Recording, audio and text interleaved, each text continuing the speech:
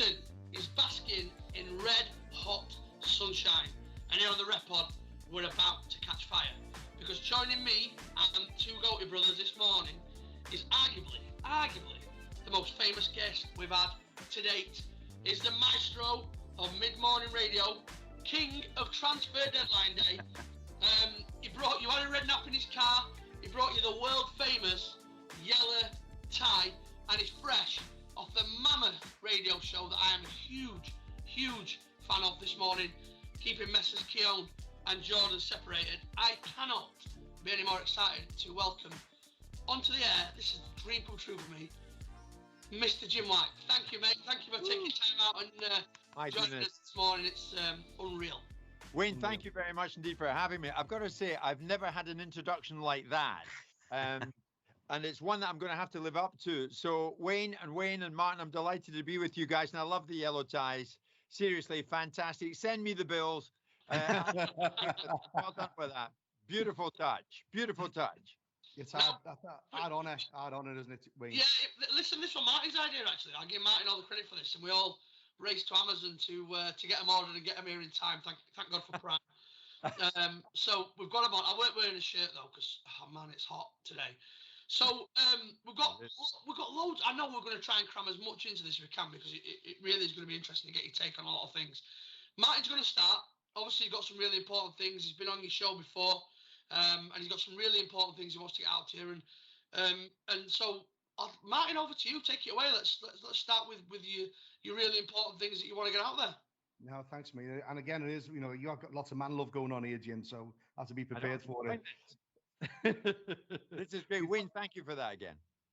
He thoroughly deserves. Mate, what the angle I want to come at today is, I don't think people understand how important you've been for changing the game for grassroots referees. Genuinely believe people don't realise what you've done. And you might remember a case of a 14-year-old ref about 4 years ago. Do you remember his name? Max. Max, there you go. You remember it, yeah? Max. Yeah. Yeah, Max Ormisher, yeah, and because he was a 14-year-old lad, went to a hearing. His dad was Graham, and he was really angry because the regulation with the FA was to the 14-year-old, anyone's got to go to this hearing if they get called, and he gets sort of interviewed by the person who was the ones that was threatening and abusing him, and it's just a massive safeguard issue. That no one was really listening to us. We complained to the FA and other people. When it comes to you, the things started moving for the better. Well, that's good to hear. I'll be honest with you, Martin. It's a topic that creates so much debate. When I'm sitting there in the studio with Simon Jordan, I've got a huge screen in front of me. And when one subject that obviously creates a lot of attention is transfers, and a lot of fans get involved in that, and they talk about what we're talking about. But when it comes to issues like this, Martin, the debate out there that gets fired up amongst the listeners is quite incredible. The reaction to that with young Max was amazing, and we were open-mouthed by it. I must admit, Martin, I was caught by surprise at how so many people wanted to get engaged with the topic and wanted to support Max. And we thought, well, we're onto something here. But listen, you guys have been so kind praising us here at Talksport for getting involved in it. It's our job, Martin. It's our job to be covering aspects of the game like this, because people's very safety can be threatened. Their very existence is threatened, and it's not fair. It shouldn't happen. And of course, we get right behind young Max, and I'm delighted that progress has been made on that front. But we wouldn't be doing our job, Martin, if we didn't get involved lock, stock and barrel in a conversation such as this. And I'm thrilled that we have, and I'm thrilled at the outcome, because that's why we do what we do, to be quite honest. Massive. You've been brilliant. And then, of course, the other one was, I might not remember, it was Gareth Carlisle, where on video we got caught headbutters. He got headbutters, but because there was no big damage or that, the police weren't even going to arrest the guy. They knew who he was, had a team sheet. We talked to you, and you were like, come on, let's get on.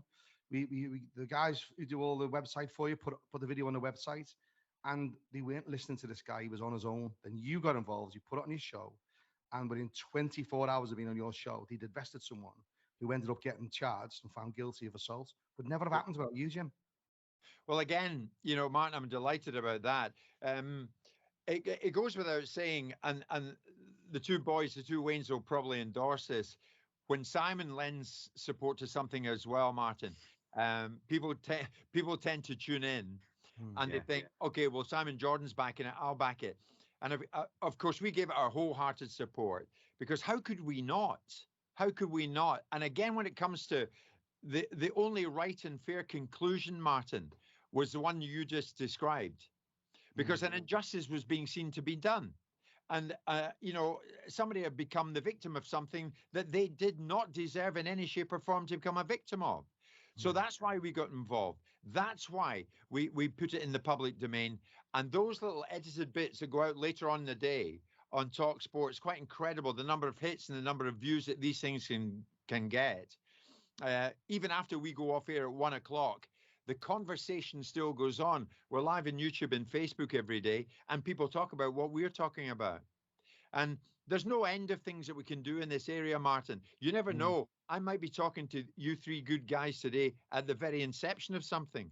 This might just be the beginning of something, Martin, because now we've got to do is keep it going. Yeah, thanks, Jim. And that's what we've always said. There's a place in the area for this sort of podcast where we have people like yourself who is really behind it, but because of various timescales, we can't really get that voice out. And like I said, the last episode was our first guest. We had Andy Ambler from the FA. You don't get much higher than Andy Ambler. Yeah. And he was just so open and frank, saying we're not doing enough. It's not just words, and having that backed up by people like you, it's just I really feel much more comfortable than ever that the FA are going to do something positive with the body cam pilot. We lobbied for 4 years again. You were massive in that year, massive. That was a world change of law you encouraged, helping us. A world change in law football. That's what you encouraged. When you put it like that, Martin, then I sort of pinch myself and I think, yeah, we are doing something right. Just on Andy Ambler, I've known him since his days at Millwall.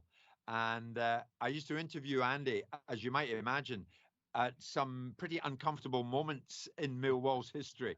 But Andy was never one to hide or duck the invitation to do an interview. One thing I will tell you, Martin, and you two boys as well, and a bit of breaking news, I was at each of the playoff matches at the end of the season there at Wembley, and Andy Ambler was at each of the playoff matches, and Andy Ambler is one for hospitality. Martin, does he love a free drink? Everything I saw him there. He had a free sandwich and a free drink in his hand. And I was saying, what are we drinking today, Andy? But he's a good guy and does what he says and means what he says. So he's a good guy to have on board. Likewise. Well, we had what's the name? Jeff Winter on. We haven't published this one yet. And and he was the referee in the cup final, FA Cup final, when it was in Man United Millwall, when it Wayne. Yeah. It was kind of for a time, we felt like the podcast somehow kept coming back to Millwall. They were kind of Millwall just kept floating around in there. But yeah, no, he was. He was. I mean, Jeff Winter were an awesome character when we had Jeff on, and I mean, he moaned at us about he missed his tea, but actually, in actual fact, it was Jeff that kept talking, not us. So, he can talk. Yeah, but he were great in some of his stories. I mean, we've had some amazing. I mean, we had Sam Wallace on.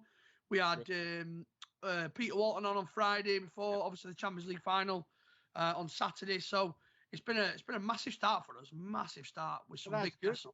But that's good. But the subject matter is important, and you three guys know your subject matter. So that's why I was only too keen to get involved, Martin. Joe Alborough, who's the assistant producer here of our show, as you probably know, Martin, is a level 4 referee himself, and he takes it very seriously. And Joe was saying, we got to do this. We got to do this for the guys. So listen, I'm not good, guys, but I'm cheap and punctual. I want to. Martin, have you covered the bits that you wanted to cover? Because I know you were really important to get them on there. Yeah, there was a little bit about Satyam Toki I wanted to talk about, which is another game changer. That video went viral. That was over 1 million views. And I know that out of all of it, that really, because it was visuals, cut eye, and not just punching once, punching them 3 times. And the Met Police just giving a caution in the end. That was another moment of a threshold being crossed where you were clearly showing your outrage out like we were. It's always so sincere with you, Jim. You follow up your words by actions, by getting us on again and talking to us. So that's the one. And I know Satya, I'm really appreciated how you were with him when you had him on too, mate. So I just wanted to flash that up. That's kind of you again. But Wayne, what I would say on him, we spoke to him that morning, and it's one thing getting in touch with a fellow like that at a time like that, but it's a whole lot another matter. Him summoning up the courage to come on and come to air, and to speak to an audience of 1.1, 1.2 million people. But he did it. He didn't. He didn't duck it. He did it, and he was very emotional. It was tough for him. Again, my assistant producer here, Joe, and I spoke to him, Martin, before he came to air. And I may as well tell you, the three of you, he was very emotional about the whole matter. And he felt that he'd been wrongly harmed, as he had been.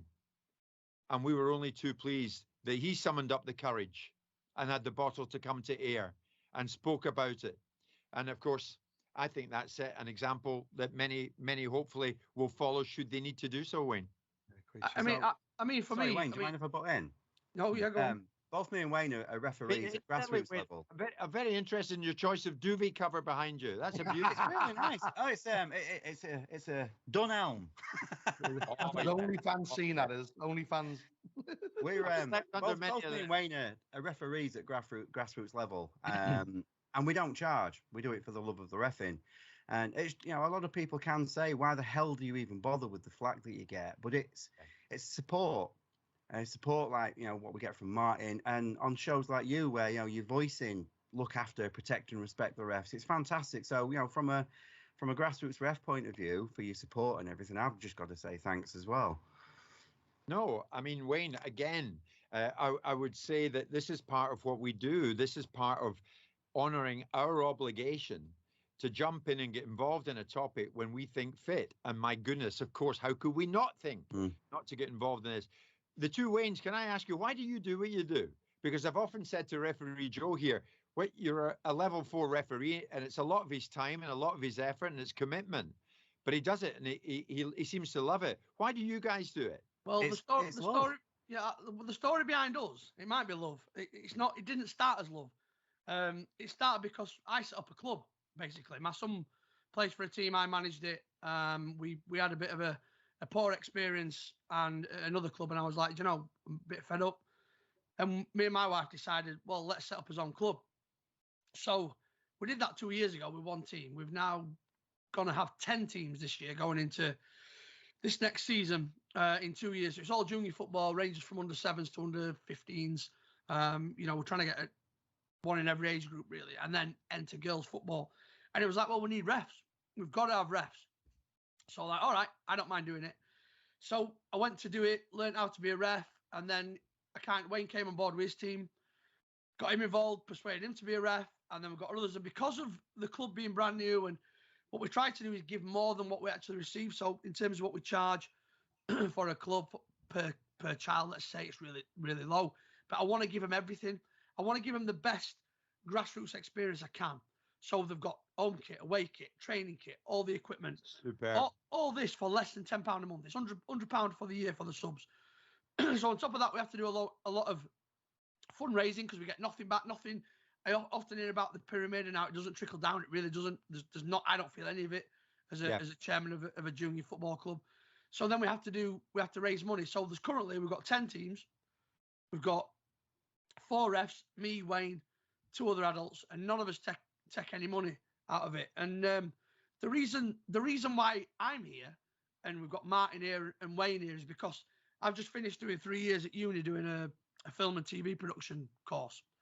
And for my final piece, I've done a documentary about a grassroots ref, about protect and respect and no ref, no game. And I heard Martin on your show, and I contacted him and said, I'm not having any luck. Nobody from the FA is responding to me. Can you come on? And he came on, and then we kind of hit it off. And then from there, Martin said, do you want to do a podcast? So I was like, yeah, because I've done radio before, only locally. I did a show for 7 years locally. I love all production. I'm setting up my own little bit doing that. And I was like, this would be perfect. And then we've only been doing it for a few weeks. And every day Martin's going, we've got this guest, we've got this guest. But to do it, I mean, I haven't released the documentary. That's going to be in the next few weeks. But it's so important to kind of give a different angle on the game, because what people don't understand, and I say this at a club level, I say this to parents who are having a moment, I say this to players who are having a moment with referees. If this doesn't stop, this is not me messing about. This is no joke. There's literally going to be no football games, because I'm telling you, without a referee, we can't have these games. All these thousands of games of football that go off up and down the country, on weekends, midweeks. The requirements are not just players. They're not just coaches. It's not just having the pictures. It's the man in the middle. And if you haven't got him, everything falls to pieces. It's a great point. To be able to do this, and perfectly. Yeah, sorry, mate. Go on. No, I think it's a great point. And you're absolutely right, Wayne. Where will it get to if we do see a marked decrease in people coming forward wanting to be referees? Where will the game get to? This is a worry, Martin, and people don't take this into account enough. You guys are giving of your time, doing something you thoroughly enjoy, but giving of your time for the love of it. And the other, Wayne, I think you're nodding, mate. You think the same. You wanted to do something like this because you want to do something. You want to do something for the game. Yeah, I mean, we don't live in an affluent area. We've got, a lot of kids below the poverty line and the like, and to see them on that field in our colours, really enjoying themselves and having a break from, the horrible thing that's life at the minute, and to be able to give them that without having to charge for it, so that this club can keep them low fees, so these kids can still afford it. I mean, there are times when we'll even, we've paid for a couple of kids ourselves. It's massive, it's huge, and learning the game from a referee angle is amazing. And I would even say everybody needs to referee at least one game before they're allowed to be pro. Because great the point. angle that it gives you is enormous. It's a game changer to get it from this angle. So the podcast to give the views and opinions from this side as well only enhances it further. I think, Wayne, what we've tried to do in this show, Jordan, myself, and others, is show that at every level of the game, at every level of refereeing, these people have feelings. These guys have feelings like everybody else. You're only human. And that's why I want to get behind referees at each and every level. And Martin, what I would say is this, and I mentioned to my colleague Joe, I was going to mention this to you. I went away overnight last season to a Premier League match. So it's a fair old distance away. And I say that because I won't say the two teams involved, because I'm going to talk about the officials. I got in a train afterwards, Martin, after the match. And it was a great match. And of course, at the station, there's a lot of people, because I was in Sky so long, is Jim White, blah, blah, blah, blah. I got on the train. Train was mobbed with football fans, and quite a number were around me. And these two lads came up to me. These two fellas came up to me, and like, Jimmy, all right? And I'm like, yeah, I'm fine, guys. So it got a bit quieter, and they stood with me. And one of them went away and said, actually, there's three free seats through here. Jim, do you want to come and join us? And I sat down, and these were two officials from the match I just watched, Martin. Oh, really? Right. The Premier League match I'd just been at. Wow. And they said, you don't recognize us, do you? We were both running the line today at the match. And I said, whoa, God, I'm so sorry, guys. I didn't. No, it's no problem. Just in case anything if you're getting a bit hot under the collar with some of the people through there, just sit with us. We'll get a couple of cups of tea. And I sat with them all the way back to London. And they were great company. Fabulous company. Brilliant. Yeah, brilliant. We spoke off the record, of course, about what they do. They were telling me about what they do. And they could not have been nicer. We get to London, Martin. We get to King's Cross. And one of them said to me, where are you heading to now, Jim? And I said, I'm just going down to where I live, just down near London Bridge. Okay, I'll just pop down to the platform, just make sure you get in your train. Wow. Great guys. Premier League officials. And I didn't know it. And they looked after me. Mind you, I am 65, getting on 66. So I take a bit of looking after, Mark. Well, listen, if I look half as good as you at 65, I'll be happy, Jim. I'll be just happy to get to 65. I don't care how I look. As long as I get there, I'll be okay with that. But that's my point, guys. How nice of them to do that for me. Do you know, can I ask you, Jim, with that? Do you think, I mean, obviously, we've had some really positive conversations recently. Andy Ambler gave us some amazing information about the changes that he's already done, the changes that they're looking at bringing in. They're on about trialing the did you see the Monday Night Football where Howard Webb released the audio of the referee and the linesman? So he's talking about that being trialled in the Women's World Cup that's coming up. Yeah. I just want to ask you, obviously, as we hope that the attitudes change towards referee, especially given the Anthony Taylor situation, which I'm sure we'll touch on briefly as we go forward. Did you think being on that train with those football fans, based on it being a game that you said was quite, you said it was controversial, or it was hard? It was a great game, but tough. Is it good that they were in a good mood? Is it good that they're probably all right then? Is it good that they weren't noticed, do you think, as running the line? Do you know what, Wayne? That's a very good point. I honestly don't know whether they were or whether they weren't. They were keeping a low profile, but not low enough as to not approach me and say, "Come and join us. Come and have a come and have a chat with us." And it's quite funny. The point you make's a good one, Wayne. Like Anthony Taylor in that car park when Mourinho had, ridiculous access to scream ball and shout whatever he wanted at him. These two lads were on the train coming back, very public, very open. And had any of the supporters on the train recognized them for maybe a wrong reason, and both officials in that game, what I would stress, had played blinders. They were absolutely brilliant. Their performances were absolutely excellent. No mistakes whatsoever, not even close to mistake. They were very happy with their performances. So the fans on the train in no way would be looking to make a point to either one of them. They recognized them. Yeah. But you're right. The point's a good one. If it had been a different game and the result had not gone that way, it could have been a different scenario. Could have been. In terms of, I listen. I love it when Simon talks about UEFA because he tells me stuff that I'm like, wow, really? So I think the general football fan, you look at obviously the booing now from Liverpool fans in terms of what happened last year in Paris. You're talking about, obviously, I listened to you this morning. They're talking about problems at the Ataturk with Man City fans on Saturday night.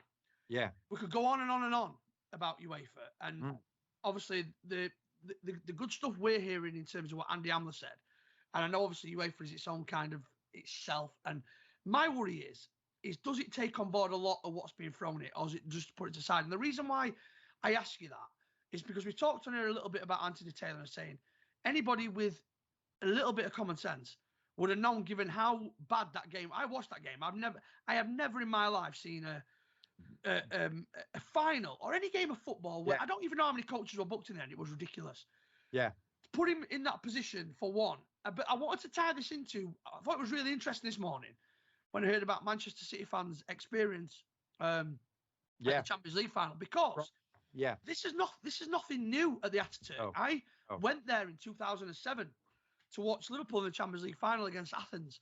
And all those stories I was hearing this morning I don't know if you remember this back in 2007. They didn't actually have it. They used it for the Olympic Park when Athens had the Olympics. Not Athens. Sorry, I'm totally wrong. It was Athens I went to with this, so not the Ataturk. And they had it in Olympic Park, and they had no turnstiles to stop people getting. I don't know if you remember this in 2007. There was a massive uproar because people were just pushing their way in, and it caused a bit of a panic in the stadium when I was there. But when I came out, it was total chaos. I heard the guy today talk about buses, and it was 2 hours or whatever, 4 hours to do 15 miles or something like that. Yeah. And I can remember when I come out of the Athens one in 2007, they took us loads of buses. They just got on any bus. Just to get on any bus to take you back to airport. We got on them when we got there. We were literally stood on the tarmac looking at planes, and they said all the UEFA officials had gone to all the airport officials had gone to UEFA Champions League after parties, so nobody was in control of letting the planes take off or land. So you're stuck here now until the morning. So my flight was due, 4 hours after the final whistle had gone. But in actual fact, it didn't take off till about 9 o'clock the following morning because there was nobody allowing planes to take off from Athens Airport. And that was another UEFA thing. So, and then there's one point you make. It just seems to be they never learn, or either they never learn or they're not bothered. Well, again, that gets down to people like us. Are we doing enough? I mean, while we were on air today, regarding the Manchester City triumph on Saturday night, all was not good in terms of the arrangement for the supporters, probably for Inter Milan supporters as well, Wayne. But while we were on air, we actively email UEFA and say, we're debating this issue, we're debating this topic, we need a response. We need a response from you. And thus far, and my assistant producer Joe's sitting beside me, Wayne, I can tell you we're off air almost an hour now. We haven't had a response from UEFA. So this is what I mean, Martin, about it's our job. This is part of our job. It is our job to push and agitate and get responses where we feel an injustice has been done, where we think something has been overlooked in a fairly substantial and unfair way. And anything that comes our way on that, we take up the cudgel, we take the issue on board, and we go after the people involved. So we'll continue to try and push for answers for Manchester City fans in this instance, regards to Ataturk. Do you know, in terms of your, you obviously have lots of dealings, or try to get lots of dealings with UEFA. What have you got an expected response, or do you think there won't be a response? I'll make sure of it, Wayne. Keep going. I'll make sure of it. I'll go after him if I have to himself, so that we hear from them. Normally, you get a bog standard acknowledgement. Sure, we acknowledge your points made, and we take them on board. The matter's being investigated. But even at that, we won't stop. We'll try. It's the journalism, and the journalist in me means you cannot stop. You can't just take that until you get the answer as a suitable and a convenient, in their terms, response. We got to get more than that out of you, and we'll push to get more than that out of you, because it's our job to do it. And I guess as well, given the fact of what you're pushing it with, that the might of Talksport behind you and the listener base you got, they cannot possibly just keep pushing you to one side, can they? You want the answers. You're there to get the answers. No. You're not moving until we get them. It was a good point you made, Wayne, about Howard Webb. Howard Webb was on the Monday Night Football with Carragher and Neville and David Jones, who I know well. And they were talking about these advances that are being made regarding VAR in conjunction with refereeing of a match, etc., and how decisions are made, how they're arrived at. And the following morning, we had Howard Webb in the studio where we broadcast from in the morning in there. And he came in and gave half an hour, 3/4 of an hour, I think it was. And he would have willingly given us more time. So much so, we said to Howard in a commercial break, and we kind of put him on the spot, Martin. We said, now, one thing we haven't said, you okay to take a couple of calls on this from listeners? And really? Howard was like, let's do it. Let's do it. Brilliant. And he did. I thought that was planned, Jim. I thought that was planned when they took the calls. It's a bit like what happened to me when I was on your show and you had Neil Warnock on the other line, and we had a bit of a ding-dong when it first happened. I was thinking, thanks, lads. I wish you had the heads up on that, but it worked out because that got the discussion. And that's what people have said to me, I just think Talksport would have been unfair on you, just like not telling you Warnock was on. I said, no, because I can defend my corner, planned or not planned. And what happened there was that went really viral, didn't it? And but it got discussed. It got this bit discussed where my main point there with Neil Warnock was, why did you go after the referee and give him stick? Because a player headbutted one of your players. Why didn't you go to the player who headbutted your player? People tend to go, something happens because the referee's missed it, but you go to the ref. So having those sorts of little on the moment times, like you said, of the moments, And I think Talksport, guys, is I have found, even after my experience at Sky, Martin, I've found that this medium is incredible for that, and the audience just love it. When I always say on Talksport and Transfer Deadline Day, expect the unexpected. Well, that's exactly the same here. I mean, when Joey Barton get drummed out of Rangers, we had loads of calls on about, Barton said this and Barton said this, and that some of the players weren't good enough, blah, blah, blah. In a commercial break, I went out without telling anybody, and I said to the producer, phone this number. When we come back, welcome back. We're talking about Joey Barton having his contract terminated by Rangers. Is it right? Is it wrong? Well, let's find out more. Joey Barton, good morning. Wow. Wow. And when he came, and I think that's our job to do that. Kevin De Bruyne got a huge new contract to Manchester City. And again, I thought behind the scenes, what can we do? What can we do? And I phoned someone at Manchester United during a commercial break, lined it up, and I said, well, Manchester City, De Bruyne, the big topic of conversation this morning, but we're not forgetting about the red half of the city. Let's find out what is going on with them. Bruno Fernandes, good morning. Brilliant. And he came. Superb. So it's that kind of thing, isn't it? You know, you got to do that. And on that day with Howard Webb, he bought into it. Of course, I'll take a call or two. And that's exactly why these things go viral, Martin, as you rightly say. No, you're right. The other Wayne has got a great question. Yeah, I was just going to say, we've done a bit on refereeing. I want to go a little bit into you now, into a little bit more fun, a little bit less serious. Just in terms of where we all know you from. Obviously, you made.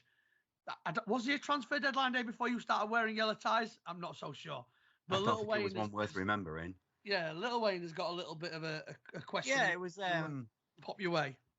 Obviously, the yellow tie, the countdown, an absolute game changer and well worth watching. Back in 2019, I think it was when Bury FC were going under, and you did that alternative. You still had the countdown, how long we've got left to save them. You had the blue tie, but you got a bit of flack about it, and I thought it was fantastic. If you had the opportunity to do something like that again, would you? Do you know, that's such a good question, Wayne. I remember it at the time, and I walked onto a presentation platform, and of course, it was an extremely important issue for every Bury fan that Bury were facing going out of business in a matter of time, and just how critical has it got. And one of the producers at Sky had decided, rightly or wrongly, stick him on there and we'll stick a countdown clock behind him. And I remember at the time, and I'm not trying to vindicate myself in this in any shape or form, I didn't have anything to do with the decision that was made regarding the countdown clock. With the benefit of hindsight, I don't think it was a good idea, Wayne. And I look back in that thinking, no, what did it look like if you're a Bury fan? It looked like they're effectively counting down to my club may or may not going out of business. And it was just too much for some Bury fans to bear. It was too much for all of them to bear. And it looked as if, well, not long to go now, guys. Look at that. Not long to go now. And you're thinking, well, hang on. You're not talking about a transfer here. You're not talking about whether a transfer is going to happen or not within an allotted time. You're talking about a football club either staying in or not staying in business. It was death watch. Death watch. And I think it was maybe with hindsight, not a good decision. But do you know what? You live and learn. You live and learn. And you're right, Wayne. I took a lot of flack for that on social media, but I'll let you three guys into a secret. I take a lot of flack on social media on a very regular basis. And it goes with the territory. It goes with the territory. And you've got to be tough enough to take it. And thankfully, I've grown to be tough enough to take it. Good man. Speaking of transfer deadline day, I want to ask you which transfer, since you've done it, took you completely by surprise, like you wasn't expecting it, just like, wow, what's the best one that just dropped you, like came totally left field? Yeah, that's a great question. There have been more than a few, Wayne, I have to say. I mean, I've been involved in so many. I remember Gareth Bale going to Real Madrid, world record fee, but I knew the build up to that one because I was talking to Madrid and I was talking to Tottenham. And I was talking to the agent who was kind of acting for both parties because Tottenham and Real Madrid had fallen out with each other. So I knew that was happening in the back. Mesut Ozil to Arsenal was a huge one. I always remember that because of the impact it made on Arsenal fans that night. And isn't it funny how the arrival of a stellar name like Mesut Ozil can be totally different to the mood the Arsenal fans had when the departure for Mesut Ozil came along. They were totally different moods amongst a football fan base. But there have been so many. Even before I went to Sky, Wayne, I can tell you that some of the big stories. I was at Scottish TV.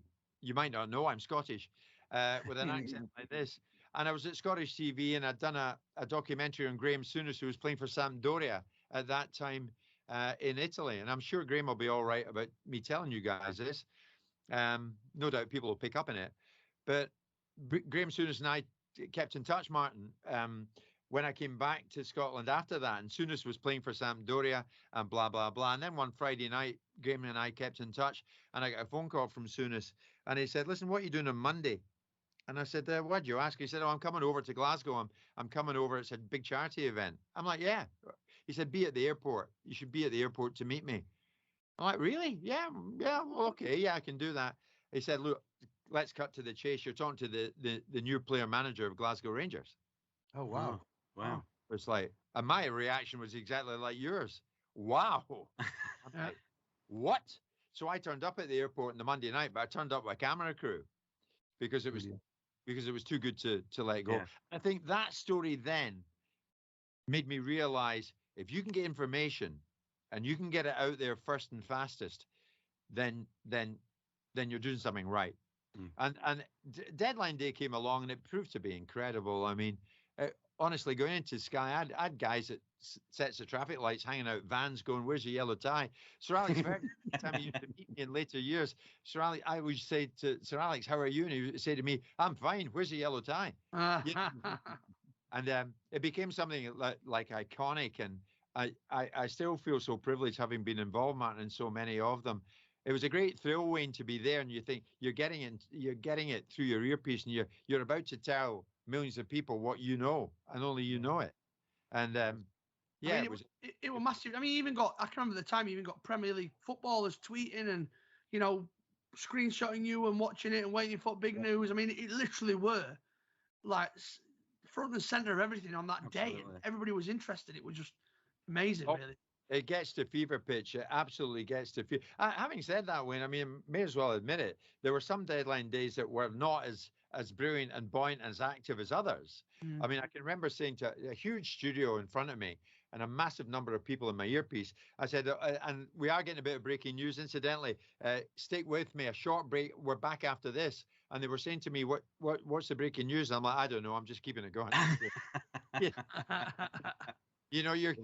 You're maintaining the hype to a degree without really overhyping it. But it's been a great privilege. It's great fun to be involved in it. It's great fun, primarily. It's great fun. Superb. Well, look, I know we're pushing for time, and I don't want to keep you too much today because obviously you're a busy man and you've been on air for 3 hours this morning, so that voice may be ready for a break. No worries. Just just before you do go, and I wanted to put this in mind. I said, "Oh, you're not going to have a go." I said, "No, I'm not going to have a go at all." I spoke to you. Have a go. No, it's not about you. It's not about you at all. I'll tell you the person it was. But I spoke to you before. I rang in 2019, and Liverpool had just been knocked out of the FA Cup, fielded a rubbish team. I think I was there actually the day they got knocked out. Went to the game, so I was livid anyway. And he had on Mickey Gray, and he was slamming Liverpool, slamming them really bad. And it was the year they won the Champions League.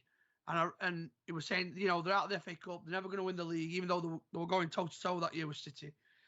And he was saying they're never going to win the Champions League, they're not winning anything. And I was like, how can he say that? Liverpool won the Champions League in 2005, and they never should have got nowhere near it. So I rang up, and we had a really serious debate with Mickey Gray. And in the end, I did win. He had nothing left to say to me. I said, I'm just asking you to prove to me how you can tell me that we've got no chance based on Klopp, the players, what we're doing, blah, blah, blah. And you got me out of a bit of a hole that day because I was in the bad books from having a bit of a heavy Saturday night. And can you remember we used to do Wick's Caller of the Day? Your good self. Yeah, you voted me as Caller of the Day, and I got 100 quid for Wicks. Oh, wait, I was going to say, mate, what did they end up doing? Did they paint your house or paint your garage or something for you? No, well, I got a voucher, and I gave it to my missus, and she went and spent it at Wicks, so happy got me out of jail, that one. But yeah, you voted me as Wick's Caller of the Day, and I've still got the recording somewhere to this day on my phone. And every now and again, I'll pop it up in a group chat that I've got with mates, and I say, just remember when I schooled Mickey Gray on Talksport. It's all there for you to have another listen. See, Wayne, that sets you against me, the other Wayne and Martin, because none of us have ever come close to being Wick's Caller of the Day, mate. No, never. So we can only congratulate you and bow to that. Congratulations. But we're here for you, Martin. I mean, one thing I want to say to you before I do go, we are contactable. You can always get in touch with me. Simon's up for it. We will, any issue that you think we should air, we will air it, because it's all about getting the right result, the right conclusion. And we're the boys to do it. Mate, thank you, Jim. It's a great way to end the podcast, because honestly, the media and some people have pops at Talksport and other people in the media. And I honestly believe without you helping us give a voice, the game would not be as good as it is now for grassroots referees. And I know that people are saying we have got more people joining the refereeing family, but they're just not going out as much. So the numbers look good for the FA, and they'll admit that. But the people aren't going out because of these things that happen. And the more we discuss them, the more we draw the curtains back, like Howard said, and the more we got people like you and Simon getting behind us and doing things like this, the game's going to change for the better. So thank you from the bottom of my heart, Jim. Let's stay tight knit together as this, and we'll continue to do it. We'll continue to do it. Brilliant. Thanks, Jim. Super. Take us out then, Wayne. Yeah, Jim, I can't thank you enough, mate. It's an absolute pleasure and an honour for me to message speak to you today. No, it's like Martin's making all my dreams come true. I'm waiting for John Barnes on Martin. That's the next one. So they'll have a word. It's been a pleasure. Thoroughly enjoyed it, and thank you so much. Thank you for coming on, mate, and we'll speak to you soon. Thank you. Thank you. Will do. Thanks, guys, and well done for wearing the ties. Yeah, no, you're welcome, mate. Absolutely. They're really cheap as well, aren't they? All the best to you. Thank you. So, yeah, Jim White has gone. I'm going to wrap this up right here. Yeah. Then we can have a little chat before we're done. So, wow, I've got nothing else to say. Wow. I know people have been getting in touch with us. Keep getting in touch with us. Keep sharing us. Keep subscribing at the Ref Pod on pretty much everything: Instagram, Twitter, Facebook. If you're listening on Spotify, if you're listening on Deezer, if you're watching us on YouTube, it is at the Ref Pod. Pretty simple. At the Ref Pod. Like, subscribe, and share and comment, because we love to speak to people that listen to the show. Tell us what you love. Tell us what you hate. We don't mind either way. Guys, absolute pleasure. We're going to go and enjoy the sunshine, aren't we? Yes, we are. Have a good Absolutely. We'll see you on the next one. Thank you. Thank you.